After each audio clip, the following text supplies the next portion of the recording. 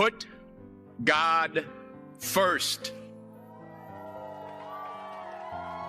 Put God first in everything you do. Everything that you think you see in me, everything that I've accomplished, everything that you think I have, and I have a few things, everything that I have is by the grace of God. Understand that. It's a gift. I was sitting in my mother's beauty parlor, and I'm looking in the mirror, and I see behind me this woman under the dryer.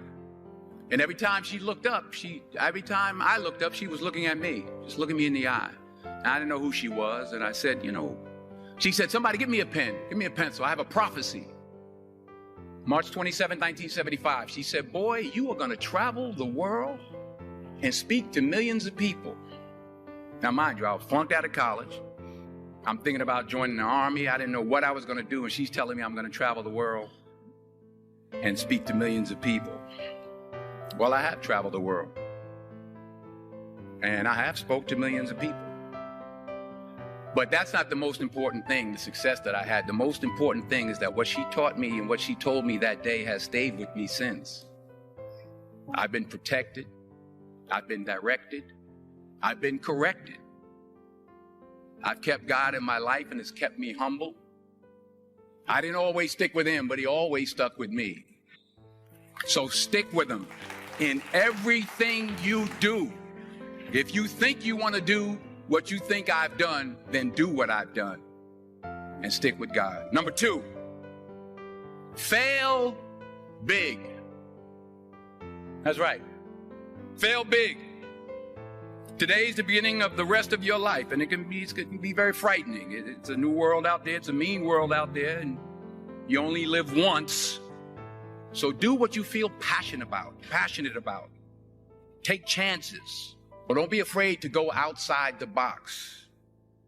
Don't be afraid to think outside the box. Don't be afraid to fail big, to dream big. But remember, dreams without goals are just dreams. And they ultimately fuel disappointment. So have dreams, but have goals. And understand that to achieve these goals, you must apply discipline and consistency. In order to achieve your goals, you must apply discipline, which you have already done, and consistency every day, not just on Tuesday and miss a few days. You have to work at it every day. You have to plan every day. You've heard the saying, we don't plan to fail, we fail to plan. Hard work works. Working really hard is what successful people do. Remember that. Just because you're doing a lot more doesn't mean you're getting a lot more done. Don't confuse movement with progress. My mother told me, she said, yeah, because you can run in place all the time and never get anywhere.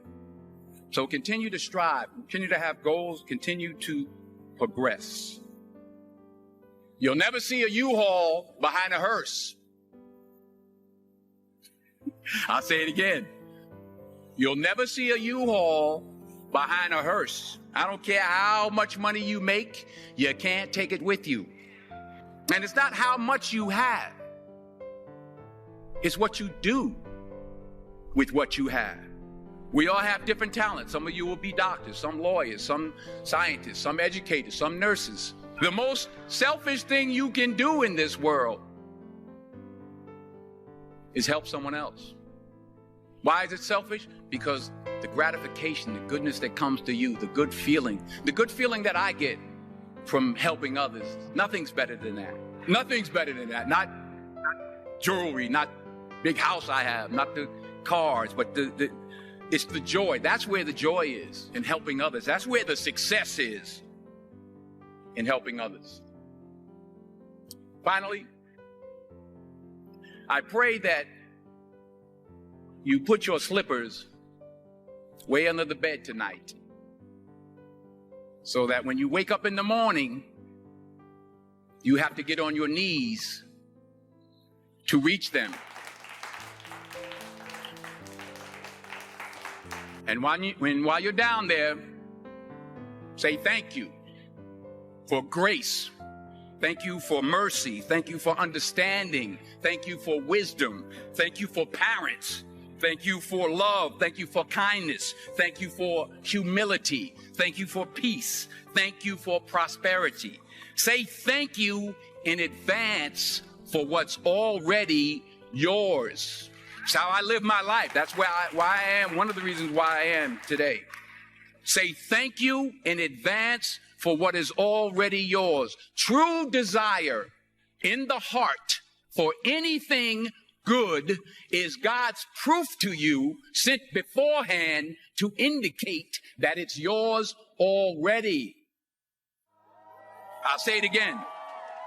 True desire in the heart, that itch that you have, whatever it is you want to do, that thing that you want to do to help others and to grow and to make money, that desire, that itch, that's God's proof to you, sent beforehand already to indicate that it's yours. And anything you want good, you can have. So claim it. Work hard to get it. When you get it, reach back. Pull someone else up. Each one, teach one. Don't just aspire to make a living. Aspire to make a difference.